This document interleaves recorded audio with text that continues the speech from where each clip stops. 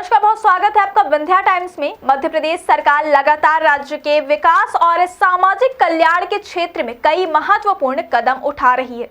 मंगलवार 3 फरवरी को मुख्यमंत्री डॉक्टर मोहन यादव की अध्यक्षता में मंत्रालय में हुई कैबिनेट बैठक में कई अहम और रणनीतिक निर्णय लिए गए, जो राज्य के किसानों, आदिवासियों और विभिन्न सामाजिक वर्गों के लिए मील का पत्थर साबित होंगे। बैठक के बाद कैबिनेट मंत्री चैतन्य कश्यप ने पत्रकारों को विस्तृत जानकारी देते हुए बताया कि राज्य के विभिन्न क्षेत्रों, विशेषकर मालवा, महाकौशल और ग्वालियर चंबल में विकास के प्रयास लगातार जारी हैं। इस बैठक में सबसे महत्वपूर्ण निर्णय में से एक रहा सरदार सरोवर परियोजना के कारण पिछले 25 वर्षों से रजिस्ट्री से वंचित आदिवासी परिवारों के लिए राहत का बड़ा कदम।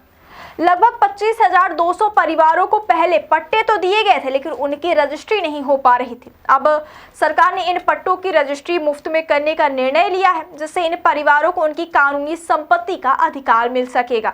इस पहल पर राज्य को लगभग 600 करोड़ रुपए का वित्तीय भार आएगा। यह कार्य 8,000 हेक्टेयर से अधिक क्षेत्र में फैला है और इसे बिना किसी भेदभाव के लागू किया जाएगा। कृषि और सिंचाई क्षेत्र में भी सरकार ने कई बड़े निर्णय लिए। मध्य प्रदेश देश का पहला राज्य बन गया जिसने भावांतर योजना को पूरी तरह लागू करते हुए किसानों को बड़े पैमाने पर लाभ पहुंचाया। मंत्री चैतन्य कश्यप ने बताया कि अब तक 7,10,000 से अधिक किसानों को 1,500 करोड़ रुपए से अधिक की राशि वितरित की जा चुकी है।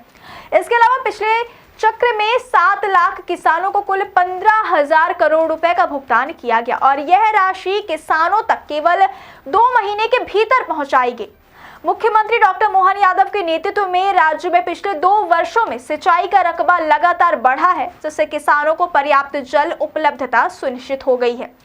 बैठक में महाकाल लोक की तर्ज पर पशुपतिनाथ लोक का लोकार्पण करने की जानकारी भी दी गई है। यह पहल कृषि और पर्यटन के क्षेत्र में नए अवसर प्रदान करेगी।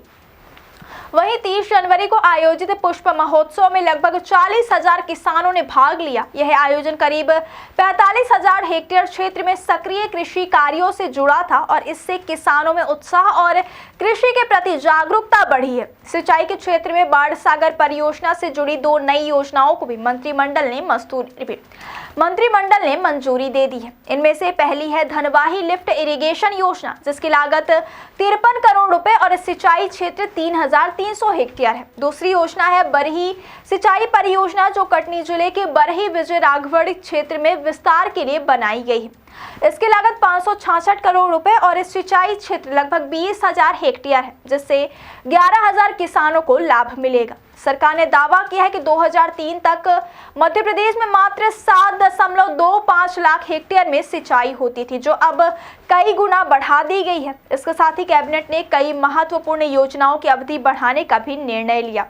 वित्त विभाग की 8 योजनाओं सहित कई अन्य योजनाओं की अवधि साल 2026-27 से 2030-31 तक बढ़ा दी गई है।